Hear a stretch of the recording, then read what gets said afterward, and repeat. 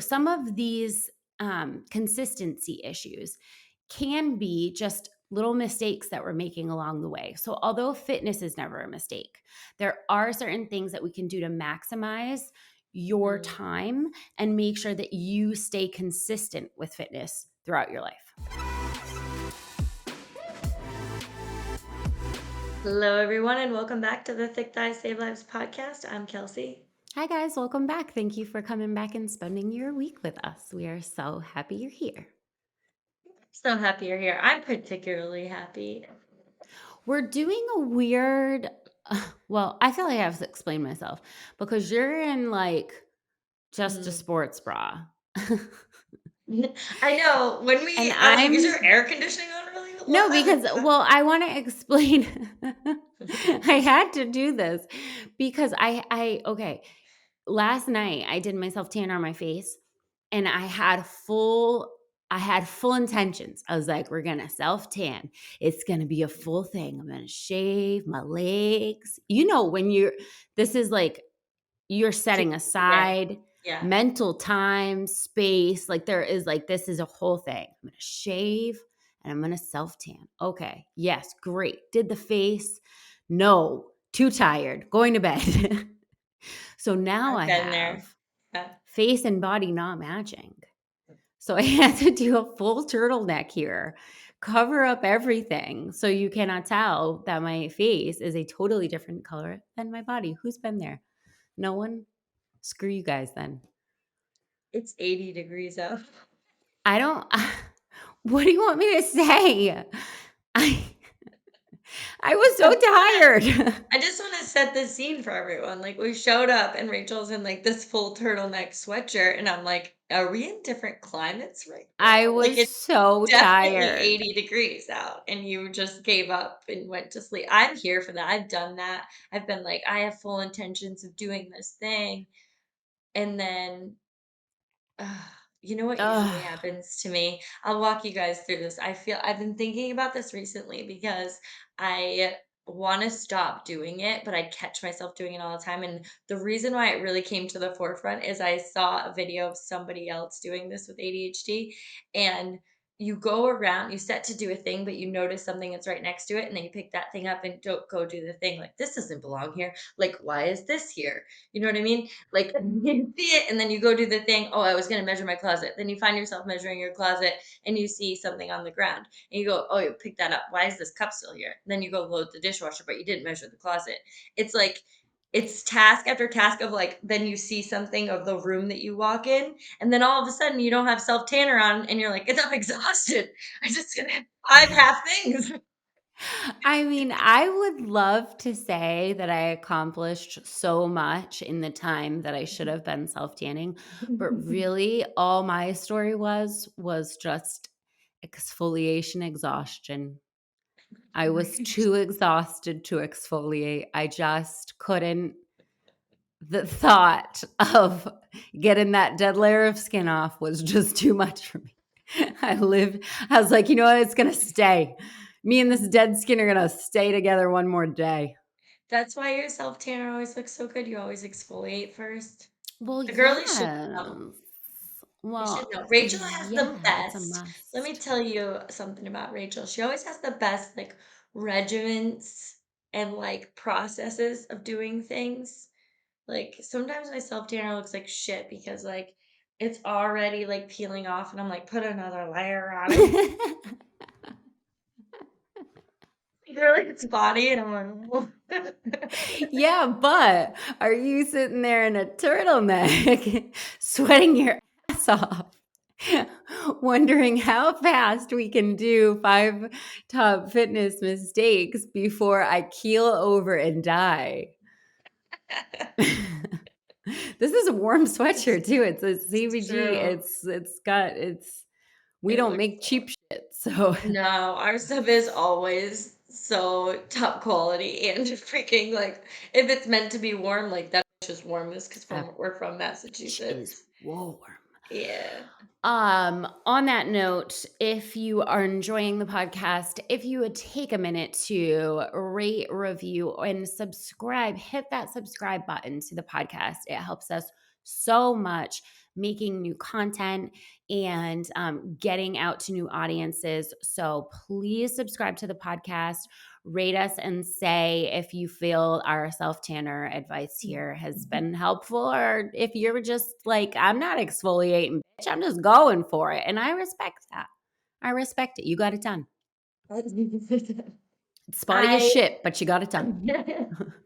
As we get into our topic today, which is the top 5 biggest mistakes that we see for beginners, um, I wanted to kind of start this out with something that I had posted this week, and a lot of people, it really resonated with them. So I wanted to like touch on it as we get into some of the fitness mistakes because we geared this episode towards fitness mistakes that beginners make. However, these are fitness mistakes that, like, even if you've been in the gym for a while, you're gonna hear and notice that maybe you've been doing them, or like as you go through changes, you go back to one of these, or you inserted one of these because you thought it was the thing. So it's really for everyone. And something that I had posted on my story this week was that I'm really struggling with balance in my life right now. And I got an like a ton of messages with people, A, just being like, thank you for posting this because you saying that makes me feel like it's normal. And first of all, 100% normal. And I've been making fitness a priority in my life for, I don't know, probably a decade now. Old as shit. But a long time.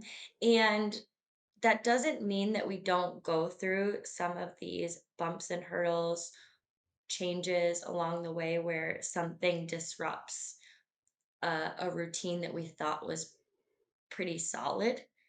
And there's a disruption in there, and we have to kind of evaluate and figure out what that is. And some of the things other women had shared with me were divorce, having a kid, changing in job, moving, um, even just loss, something, anything significant that they've had happen in their life. And that change, whatever it was, just threw them for a loop. And then they kind of haven't figured out the balance coming back in. Have either gone to the gym 1 or 2 times and skipped 3 weeks, or, made it one time, then maybe one time the next week and then didn't see him for a month. Things like that. Like, this is just so normal. And I wanted to throw that out, that if you're one of those people that feel like you've been struggling to find balance, even people who feel like they have at one point found balance, uh, continue to struggle with that. Like, Yeah, you it's don't a just find it constant. forever. No, Yeah. it's a constant reevaluation. And that's why, this episode is important, like you said, for both beginners and experienced people, because we need constant reevaluation of our routines, our fitness, what we're doing with our time.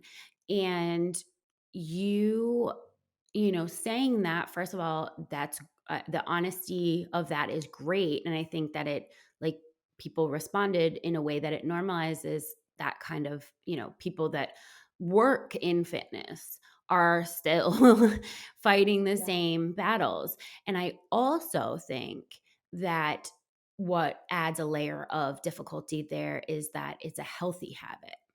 And sometimes when people are having big shifts and they're getting rid of unhealthy habits, it's like, yeah, great, you're out the door. But there's another layer of shame when we're having trouble inserting things that we know are good for us. And we're saying, like, well, also spending time with these people is good for my mental health. And also, there are things that are good for my financial health of, working in this way. And those are things that are disrupting this. But, like, which one's more important? You know? Yeah. And it's hard when it's a healthy habit, because you're like, well, I know this is important. But I just want to assure everyone out there that there is no freaking way that for the rest of your life, you're going to work out 5 days a week, every single week, till the end, till the coffin. That's not going to happen. Okay. Is that a new phrase I just did? To the coffin? Um, I like that. I don't think that's how you say it, but, that's not gonna happen, and that doesn't mean that fitness isn't important to you. It doesn't mean that fitness isn't necessary, and it definitely, definitely does not mean that there will be no time in which that won't be for you.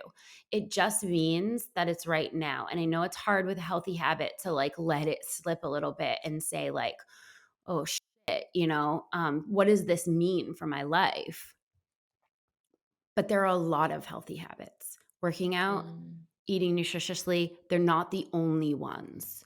And we need to make space for all of the healthy habits. And those include things like spending time with friends and family. Those include building new relationships. Those include excelling in your career. Those are all healthy habits that everything needs to be in balance, right? mm, mhm. So Yeah. No, that's a great don't point feel that bad. that all of those are healthy habits. I think it's just, like, sometimes, like, if you're having that if you have decided to put some things into, like, maybe above working out, and then you test it out and you're like, "That doesn't feel good for me," that's okay too. Yeah, Like, that's what I'm saying, you the can constant say, like, reevaluation. yeah, like, Mhm. and just taking we always talk about, like, taking inventory, but, some of the things that, like, I'm constantly taking inventory on is, like, I see other people and I'm like, "Well, this works for them, like, shouldn't it work for me?" And I think so many of us do that where we're like, "Maybe, if I give it some time, it'll work out." But the fact is that, like, I know that, when fitness really falls for me, like, I have a lot of trouble sleeping. Like, I have so much pent up energy that, like, sleeping becomes such a struggle. And that doesn't mean it's a struggle for everyone where they are in their balance, but it is a struggle for me. So I know that, like, I have to put some things in place so that, like, I can still do those other things because I'm not up at 2 o'clock in the morning. No, it's true. Just, honestly taking inventory of you. I remember, like, um, when I first was like Rory was, I don't know, maybe 4 or something, and I was, like, telling you, that it was such a struggle for me to f find the time to work out and get the motivation to work out, and I just didn't wanna spend time away from him, and you were telling me about some of your friends who were successfully doing it with kids that age and what they were doing, and I know that what you were doing was giving me, some ideas and tools, like, how well, this is how some other people are doing it, because I was, like, asking for help and I needed, like, a way. But one of the best things I did was to sit with that and say, like, "That doesn't work for me." Like, Mm, I'm not it doesn't work for me to send him to the daycare and the gym. That's what a lot of people do, and I love that for them, and that doesn't work for me, and there's nothing wrong with me that doesn't work yeah. for me. It's just not. So, Mhm. you gotta be really secure in who you are, because a lot of the time I was like, "Well, why can't I just be like them?" And you just got to be secure in that you know who you are. And there's a little aside there. No, that's a great point. Like, that doesn't work for me. I'm so excited that that works for a lot of people, and I'm so excited that that's what balance looks like for them. But, like, that doesn't work for me. Nope, That's okay too. But, that's like, okay you'll too. find the one that does. And it's just nobody else's blueprint. It's okay to struggle. It's okay to be looking for where balance is, and it's okay to have that in between of, like, I know I'm out of balance, but I'm working towards finding what that balance looks like for me based on my priorities. Let's go. Mhm. We won't say yet what Kelsey is drinking, but we'll talk to you about that in a sec. But first we're going to go over some really now we're gonna air Bunny's mistakes, okay? Because mistakes I don't like here, because movement and fitness is never a mistake. Okay. If you are going to the gym, if you are setting aside time in your day for movement, if you're doing some air squats in your living room, you are never making a mistake. That's never going to be a mistake. However, this is kind of one of those things where you are wanting to do the thing and you are wanting to maximize your time and your efforts. And we sometimes you can do it better, right? So it's never a mistake to move, but sometimes we can put things in place that will help you do it more consistently, better, and for longer. And if we can highlight some of the mistakes that may be holding you back from that formula, why you're constantly starting and stopping fitness, why you're feeling like you're not making gains in the gym, why, some of these consistency issues can be just little mistakes that we're making along the way. So, although fitness is never a mistake, there are certain things that we can do to maximize your Mm. time and make sure that you stay consistent with fitness throughout your life. For sure. I like that you led with that because no, none of these are necessarily mistakes.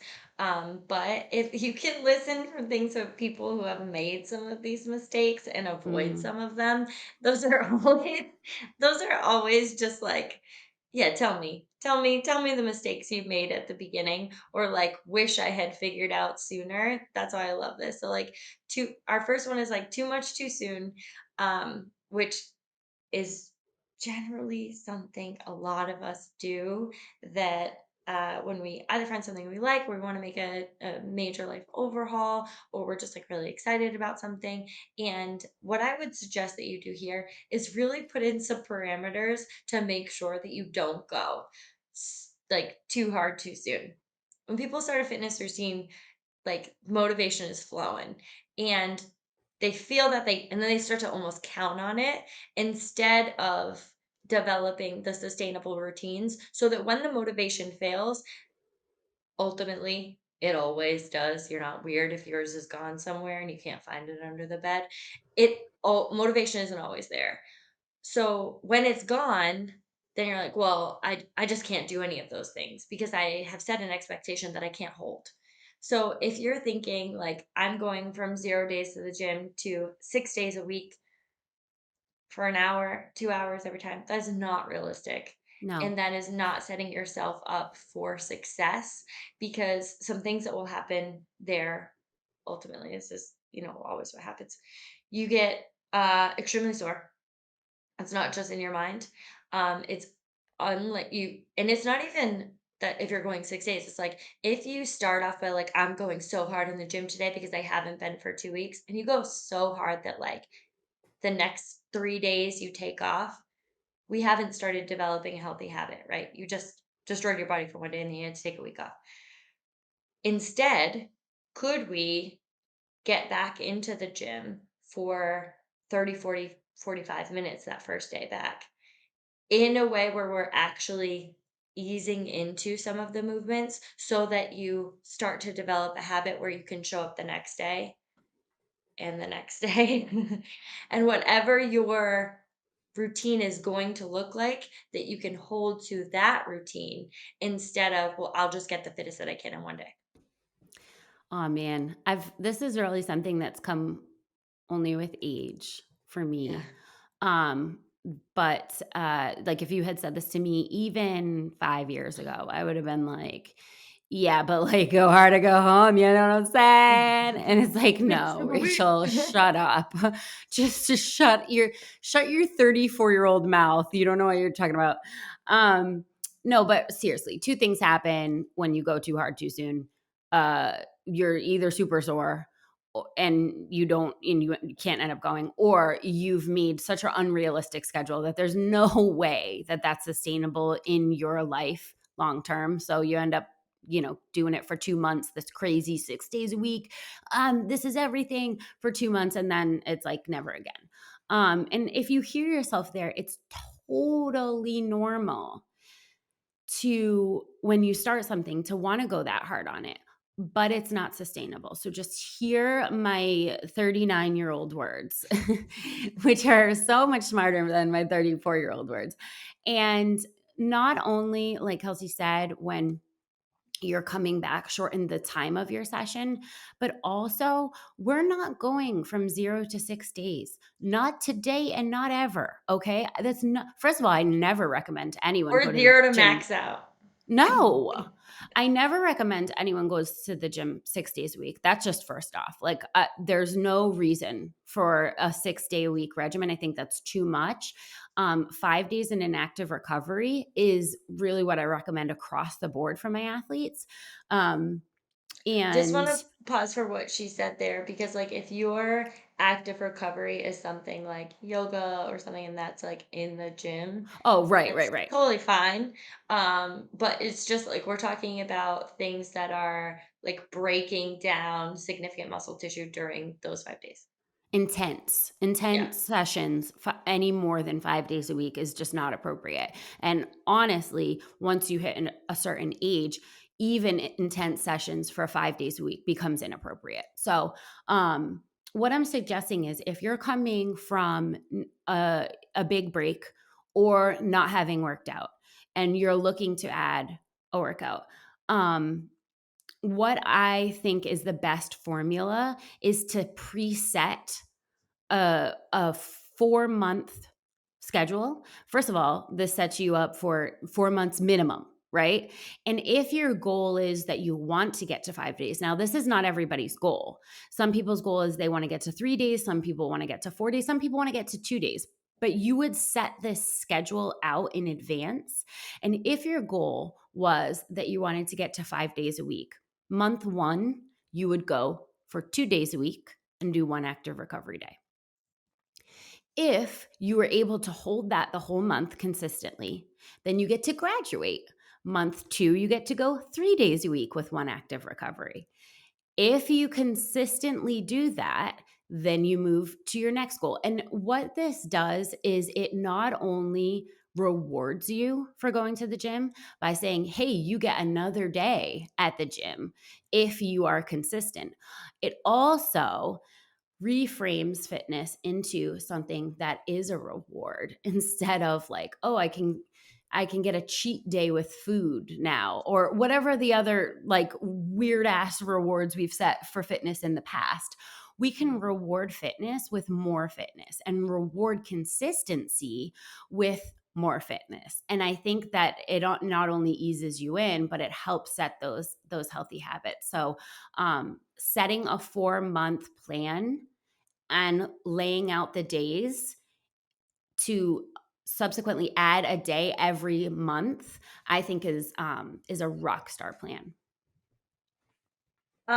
For me, I also think that, like, when you just laying out a plan very specific about how you want your gym schedule to look is one of the most important things because when we start something like a gym regimen saying like I will go 5 days a week for the next until forever.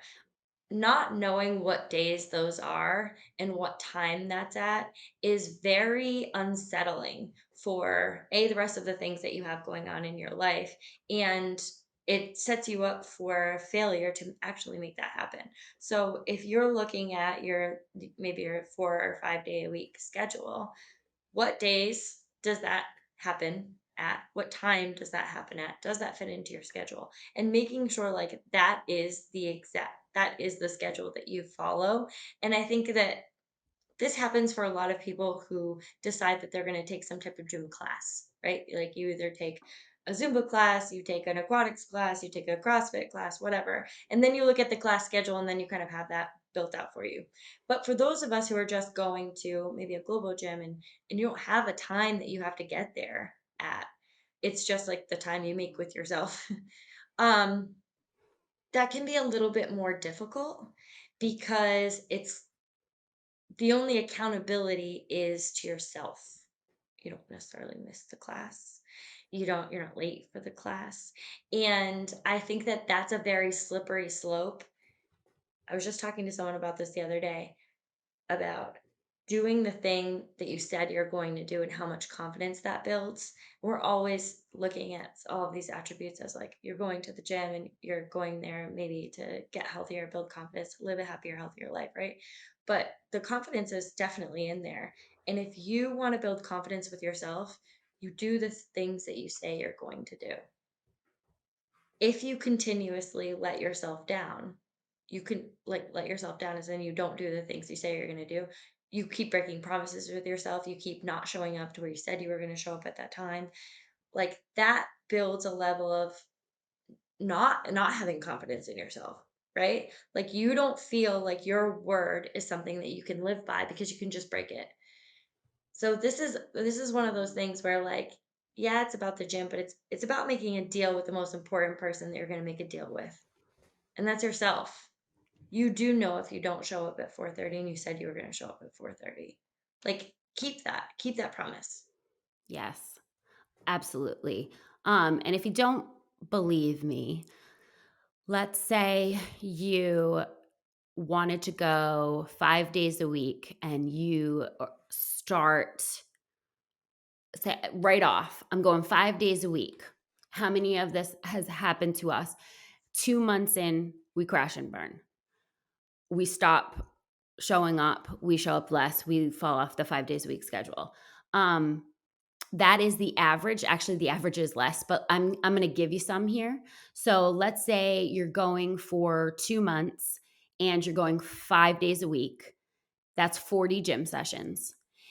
Had you laid out the 4-month plan where you had started with 2 days and then gone to 3 days and then gone to 4 days, you would have gotten 56 gym sessions in there.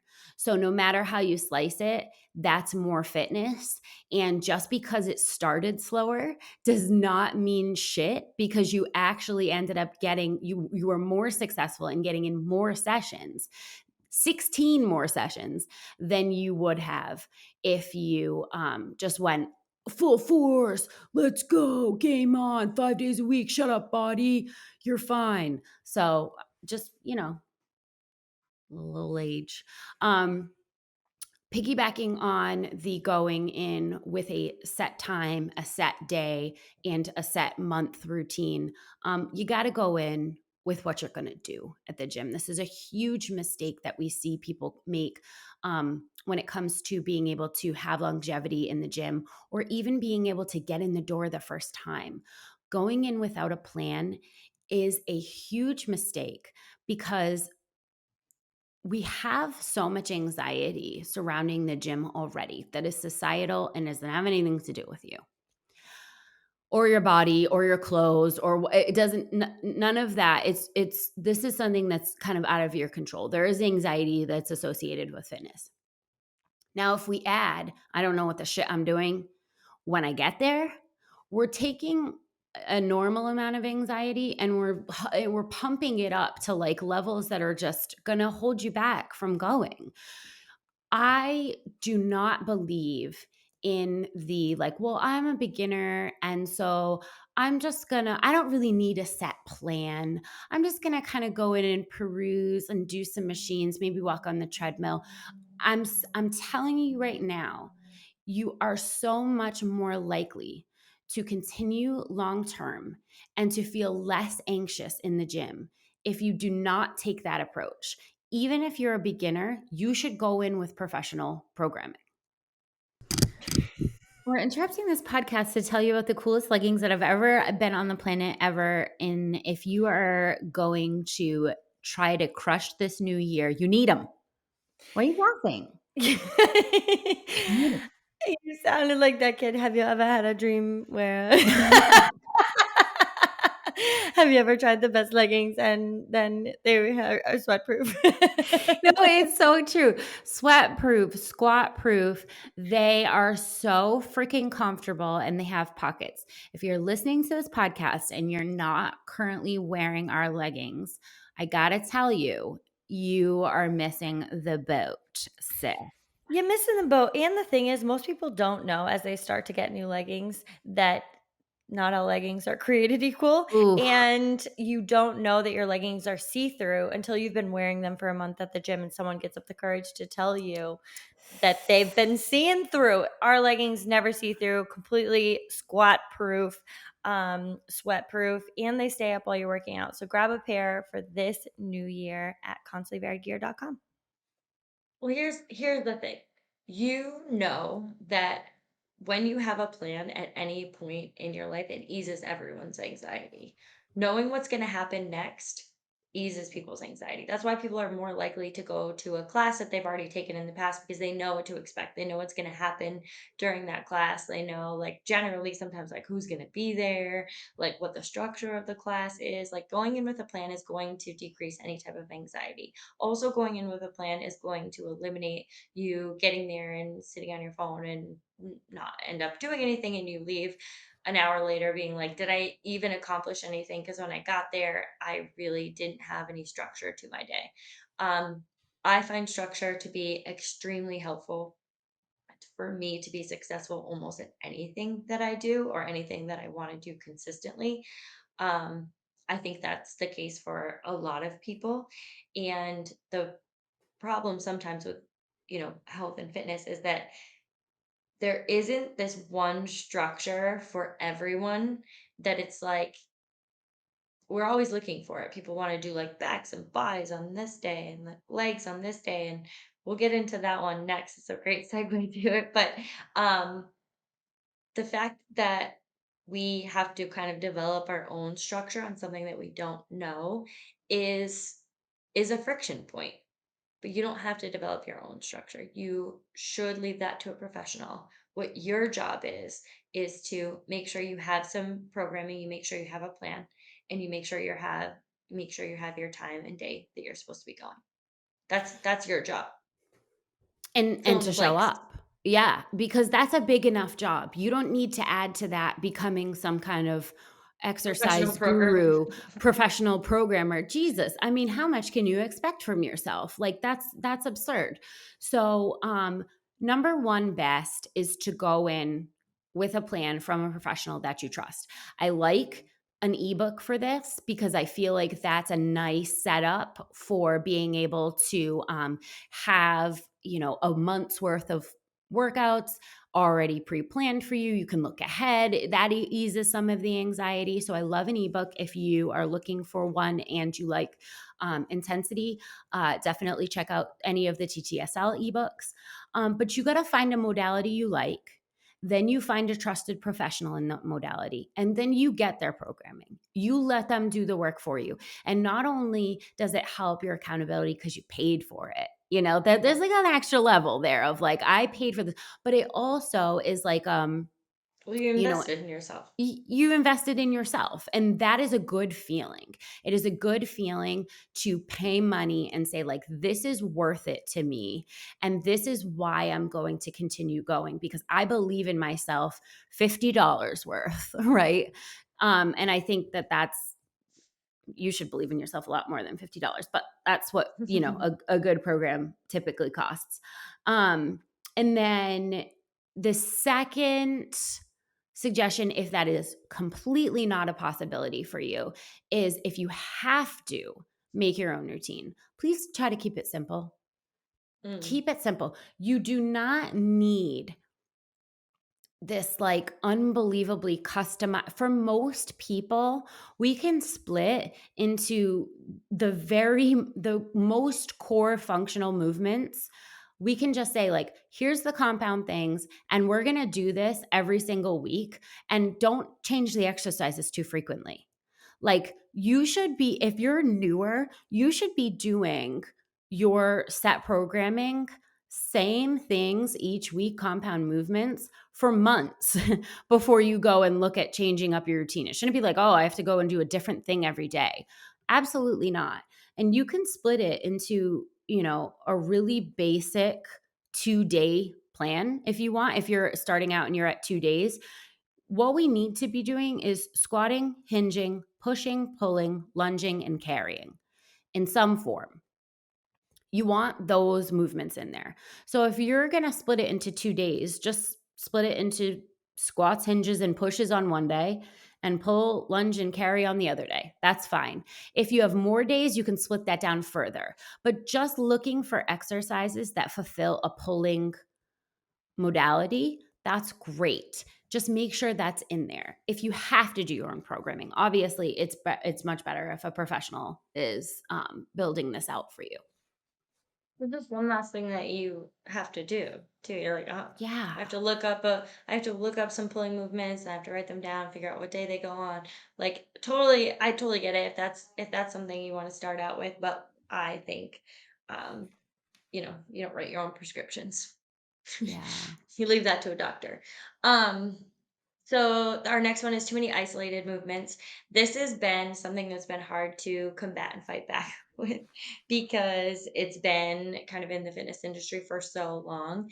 And I see this with a lot of people when their reasoning for getting into the gym is something aesthetic, and then they're going to make sure that abs are every day, and doing the like isolated ab workouts is not the most efficient way to spend your time. It's also not the most efficient way to decrease body fat in your midsection, which is actually what you want to do.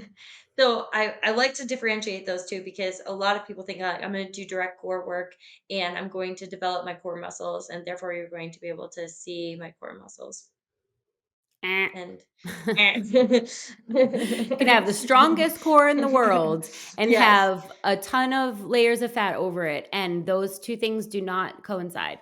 exactly. And the typical core exercises that have been done in the past are not the most effective core strengthening exercises, not the most effective way to actually even work on your core. And one of the things that you cannot talk, I know I'm on a core tangent right now, but like one of the things you can't dismiss when you're talking about core strength, developing core strength, or even looking at decreasing body fat in your midsection is posture. And when you think about all of the typical core, air bunnying core exercises, when we think about like crunches and sit ups and everything that is the opposite of the posture you would like to maintain, I just want you to consider that for a minute because the most effective core exercises are not working against your posture and looking to put you in this like really crunched position. That's just some like old school thinking. Instead, when we think about how we are going to support weight in a really great posture, we're actually working on developing elongated core posture. So we sit up the other 23 hours of the day in a strong position, holding your core up and actually working on strengthening those muscles instead of shortening them and doing the opposite of that. Ooh, let them know. No. Everybody's like, wait, my crunches though? Those are my But only staple. Oh, when we you just break took it away the down crunches. Oh my God. when you break it down Cue and the think about it cue the though. pitchforks. Fish forks. No, I mean, it makes complete sense. It's just completely old school thinking, and I think that that's the other thing that I wanna say about too many isolation movements is that, many gyms, I would say all of them, have set up this rotation of machines in the very center of the gym where you can move from one machine, one isolation machine to the next, and in sort of a circuit. Now, the reason that they've done that is to take some of the anxiety away from gym goers, right? If you just had an open gym with just nothing but free weights, people who might not know what to do or might not come in with a set plan or haven't had this history in fitness and a background would not know what to do. But the machines with the pictures make it much easier to kind of just sit down and go through all of these machines. And that is what 99% of people who are starting a gym routine do.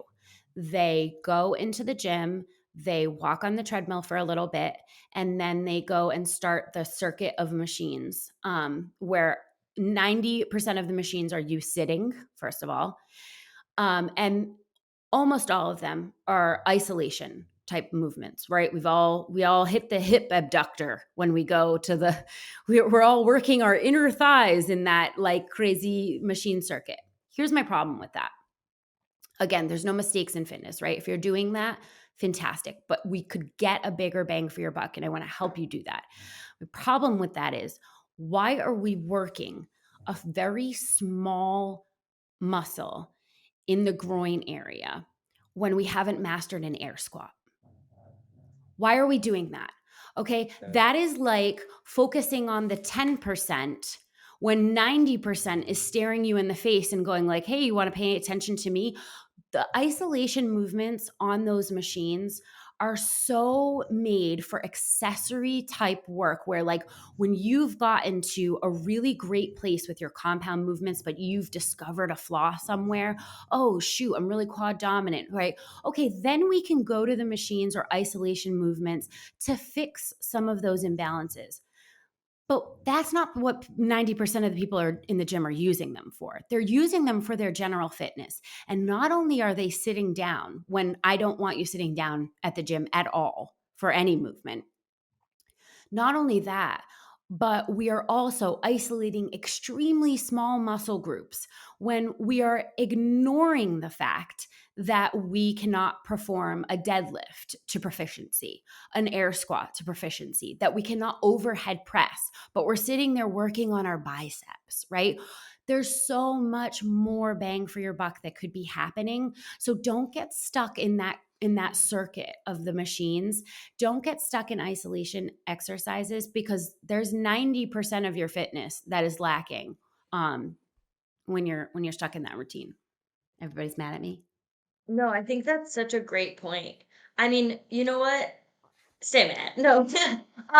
I just think that's such a great point because I think back to the beginning of my fitness journey Oh, I did it. and I did it like I we did it. all were there. So I just want to like come at that with like, hey, been there, just like want you to maybe skip some of this frustration because to your point, you're sitting down working these small adductors. You're working these small muscle groups when you've sat down, likely sat down the entire day working. And now we're going to sit down, we're going to work on these like small muscle groups and then we're going to try and be like, oh, I got to get to the abs. I got to get to the, like, when we isolate all of those things instead of doing like large compound movements, that we could be working all of those muscle groups at the same time, we're just we're wasting time, we're setting ourselves back. Wasting time. Wasting And I time. don't I want to hate waste wasting time. time. I Like hate as it. I just, talked to you about some of the, core strengthening exercises, like what we're thinking about when you're talking about an air squat or a back squat, for example, any of those more like complex movements. Everything involved in doing an air squat and keeping your chest up is exactly what I'm talking about That's when 90%. yes. That's 90% because we're looking at like what you're not just doing like a leg movement.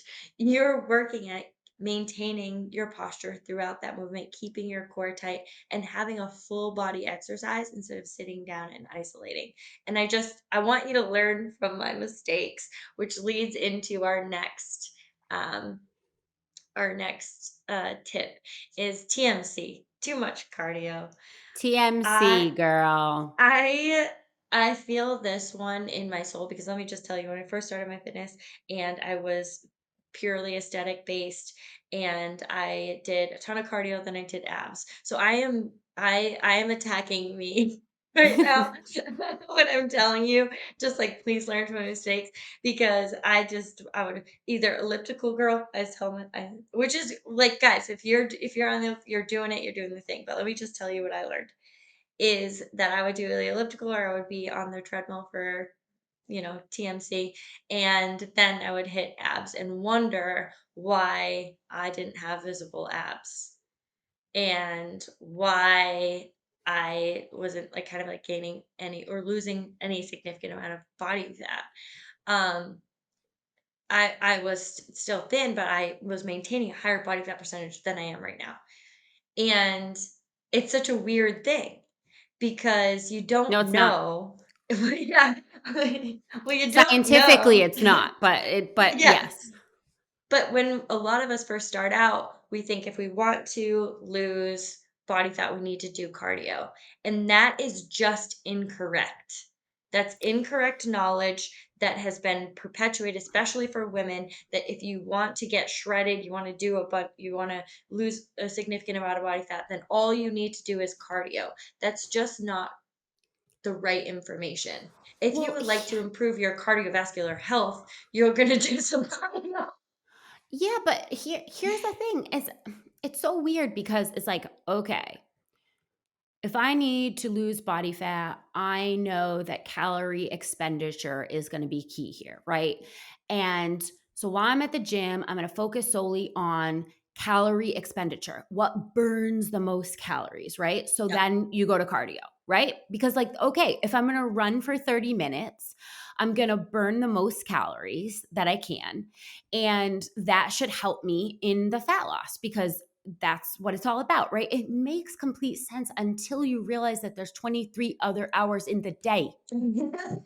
So It's until not that realization happens. it's so weird because you're like, what I'm doing here, this 30 minutes is what matters, and how many calories I can burn, and like getting those up, how many calories I can expend. Excuse me, I hate that phrase, Yeah. burn. Like we're setting them on fire. But science shows, and it's universally accepted, this is a fact, not an opinion. Weight training is more effective at building lean muscle than cardio. If you just stack the two of them up and say which one is going to build more lean muscle, it's weight training all day. And here's the problem with believing that there's only 30 minutes that is responsible for all the caloric expenditure of the day, is that lean muscle is what's going to use the calories in the other 23 hours of the day. So Muscle is hungry. muscles are That's hungry. that's what If we're you gonna that's what let's you take. We can break it down to the most simple thing here is muscles are hungry. They will continue to use or require more calories in your body than anything else. They're just hungry. They're pulling from it. So if you would like to essentially burn my air bunnies, if you would like to burn more calories overall because you would like your you would like to be in more of a calorie deficit with your energy expenditure, then you want to build muscle. you have more lean muscle. Yeah. That's what it is. If we can just take an example, let's take a 30-minute run. If you're running at a moderate pace for 30 minutes, probably, now this is very highly dependent on a million factors, but you're probably going to burn somewhere from 300 to 400 calories. That's give or take. Um, Now, the average woman expends about 1,500, 1,550 as far as calorie expenditure during the rest of the day, not in the gym. Okay, just doing daily activities, going around. So that's called your BMR, by the way, what you're expending the rest of the day. And about 20% of that is dependent on lean muscle. Lean muscles eat about 20% of your extra calories. Fat, by the way, only about 5%. So that's why we want to carry more lean muscle than fat. And that's why it's easier for people to maintain their weight when they have more lean muscle than fat. So if about 1,500 of your daily expenditure are on your muscles and you're burning burning 300 to 400 calories in that 30-minute run. I want you to do the math here. We're more than quadrupling the 30-minute run in the rest of the day, right? So that's what matters. The rest of the day is what matters far more than just the sole goal of as many calories burned in this 30 minutes as I can possibly get. That is what we need to push home when it comes to caloric deficit and the kinds of messaging of burning the calories. It's about the other 23 hours. And, we know like metabolically that there's like an afterburn effect, right? When you do more intense workouts. So, what we're gaining from this is your workouts, if you want the most bang from your buck, they need to be intense and they need to involve weight or resistance training. They cannot just be slow, steady cardio, steady state cardio alone, right? There's a place for that, but it For just can't sure. be the only thing, right? So that's why we're saying TMC, because it's not that there's no place for cardio. It's just that potentially you might have too much because you believe that that is the key to burning more calories throughout your day. I think that's a great you did a great job simplifying that into just the focus on what's happening within that 30, 40 minutes, an hour, even, what type of cardio you're doing. And I just don't get it twisted.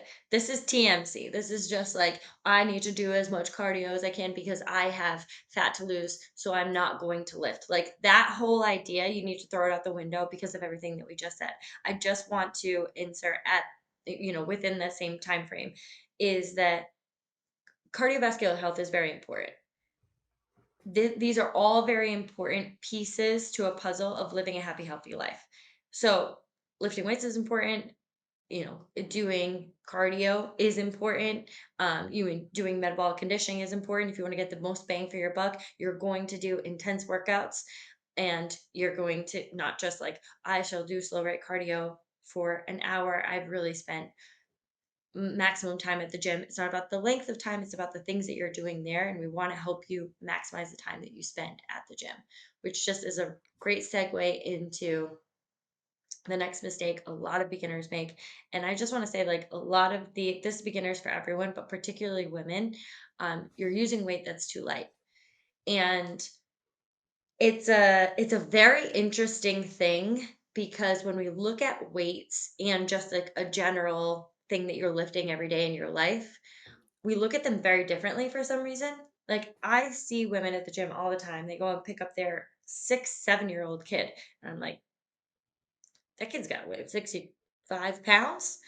And they're very afraid of a 25-pound kettlebell. And I'm like,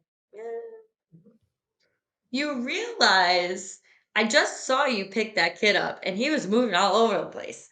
His And weight is not distributed nicely yeah, like the kettlebell is. he's moving all over He's the a place. wiggler. Yeah.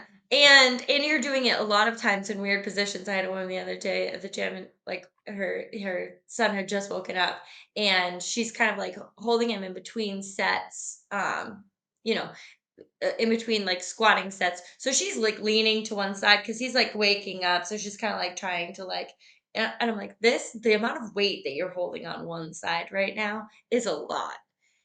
And totally respect mamas. But like, be realistic about the things that you pick up already on a daily basis and then transfer that into some of the things that you look at when you're looking at weight at the gym. Some of you are like, I can't use a 15-pound kettlebell. I'm like, I've seen the bag that you walked in here with. Sis, you swung that over one shoulder like it was no big deal, and it's got your life savings in it. 17 chapsticks, 19 pairs of shoes. What in the world is that? Like 3 towels? What do you need 3 towels for? Like, I saw the bag you walked in here with. Like, don't tell me you can't lift those things up. But the general idea there is that we are afraid of weights, and we're afraid of lifting incorrectly, and just afraid of injury, getting hurt is usually what happens with beginners. And of course, that is why like we need to look at form first, doing things well, not under a heavy load. But let's think about what heavy means, what it feels like, what it looks like. If you're a new person, of course, you're going to get used to weights that are lighter. But when we're looking at something like a 2 or 5 pound dumbbell, what are some of the things that you lift up on a daily basis that weigh 2 to 5 pounds? I mean, I know, and I don't, and nobody better twist my words on this, or I'll come for I you, know. because I am never going to make fun of the 2 pound weights. I am never going to make fun of someone. What I am going to say is they have been misinformed and it's Yes. not their fault. I am never going to say that that's like, oh, look at you with the cute, 2.5s. What are you doing? It's not that, guys. It's about busting up the myths that that's making any kind of progress. I'm going to say it flat out. There is no one that I can think of, beginner, it doesn't even matter. No one that I can think of that should be using a 2 pound dumbbell for anything besides a therapeutic exercise that's rehabbing an injury. And even then, it's going to be like very small muscle group. That's just ridiculous when you consider what you do in the rest of your life, when you consider the groceries that you carry in, when you consider what your children weigh, when you consider the fact that if you're going to move a chair from here to there, it's ridiculous to pick up 2 pound dumbbells and think that we're strength building. We're not strength building. It should not take until rep 60 in order for you to feel any kind of duress. Okay. That's not strength building.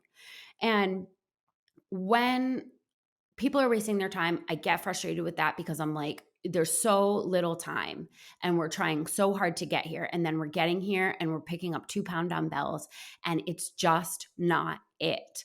So I want you to think of, obviously we're working on movement mastery, but I want you to think of the fact that strength building is just that. It is challenging. If it's not challenging for you on rep 1, what are we doing? You should be challenged. Now, that doesn't mean we're under a 1 rep max. It means that when you load up, you're like, whew, okay, I'm going to have to tighten up here. I'm going to have to set. I'm going to have to breathe correctly. I'm not just going to throw this up over my shoulder like a can of soup, because it's just not strength building. You're not going to squat your handbag and call that a workout. So we're not going to squat 2 pound dumbbells and say that we're building strength. Oh, everybody's mad. Everybody's definitely mad. No, Oh, I just want to clarify that, like, there is always a place to start for sure. I just don't want you to be afraid of some of the weights and pushing some of the weights and thinking about where we can maximize some of our time spent here by having a challenging weight for yourself. And that will take time for sure, which is just like then a segue into our next thing, which is just a bonus of what we're looking at when you start to think about time at the gym, is that the focus to make health and fitness enjoyable, a part of your life for the long run, that's the goal. because that's ultimately the goal. And I want to say, to see the progress that you're actually looking for is really to think about the journey and not the destination. So many of us, you know, set goals with the destination in mind. And I totally understand that. I understand the need to do that. I understand the draw. But if we can really think about, like, what is the journey here? What is my ultimate goal? What do I want to get out of health and fitness? What does a strong, healthy, happy body lifestyle look like for me? And then the rest we can kind of fill in the blanks. I just hope that when you start your fitness journey, or when you're reevaluating, or wherever you are in it, that you can kind of think about that you haven't got to a place where fitness ends, fall off the cliff. Um, you haven't mastered any part of it, or you haven't not mastered it, so you're never going to get there. It's it's all part of the journey, and it goes in waves. And if we think about it more as a journey and just a piece of a life that we want to live, we can be more okay with adjusting it along the way. And we can be more okay with what the physical changes are along the way. Because you're not waiting for, like, the six pack abs. You're not waiting for some of the, aesthetic things and you can have aesthetic goals. I'm totally here for that. But I think that you'll reach your aesthetic goals faster if you focus on the journey and not the destination, because when we focus on the destination, the likelihood of us dropping off before we get there increases. I mean, the aesthetic goals take time, and we cannot put in the time without that consistency. And, the why has to be there for consistency. We know that in all psychological studies. Consistency comes with a clear why. So, Wait, I want to add one more thing. no, you already got your bonus. No, you already got your This is bonus. part of the bonus.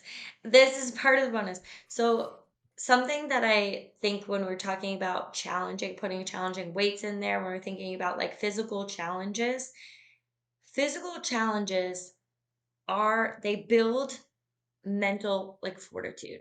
You're also being mentally, like, you're also challenging yourself mentally. And that's such an important part of fitness that I feel like we just as we start a fitness journey, we just completely negate the fact that you are going to have mentally challenging days that are not necessarily physically challenging, but every time you challenge yourself physically, you challenge yourself mentally. Because so much of that, if you're going to, increase the weight, can I do this? And you end up doing it or not doing it. You fail, you come back, you try it again the next day. You push through some, endurance things where you feel really tired and you keep going. Or, all of these physical challenges, they stem they have that mental aspect of like what you think about yourself and where you're willing to physically go, where you're willing to mentally go with that physical challenge. And I think it's just like such a you only kind of like get to it if you've been on the journey for a little bit and you realize like, wow, I've really grown mentally as a person. I'm really much more resilient.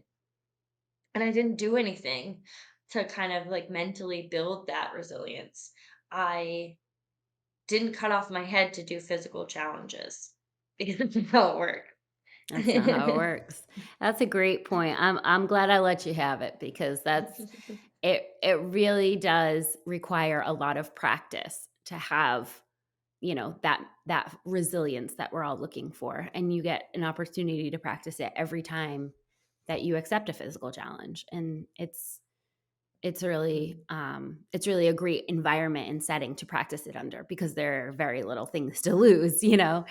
So all right, so we're not going to do too much too soon and go the crash and burn method. We are going in with a plan, preferably by a professional, and even better if it's TTSL. We are not going to immediately the isolation exercise cardio circuit that is in the middle of the gym. We're going to think outside that box and look at the 90%. We are not going to TMC our way into fat loss. And we're going to tell those 2-pound dumbbells to F off because they're too pink and we don't need them. And just as an aside for Kelsey's bonus, we are going to make sure that the destination is very clear, and that we're really focused on how we're going to enjoy the journey, and that the destination isn't it. It's not everything. It's there, but it's not everything. So we hope you guys have enjoyed some of our mistakes that we made along the way. And next week, we are going to be talking about the newest craze in fitness, which is hydrogen water. Ooh, ooh. We We got have ourselves some been products. we have been experimenting with hydrogen water. If you don't know anything about it, we are going to tell you all about it. But we didn't just like go on and read some research. We've been actually trying it out to see if we're noticing any difference. So yeah, we're going to tell you all some things about it, but also we're going to tell you our personal experience, which doesn't mean it's a scientific study, but it's going to be our own experience to see if it's snake oil or not. So if you're interested in the newest craze, tune in next week. So we can't wait to tell you about it. Bye, girls. Have a great week.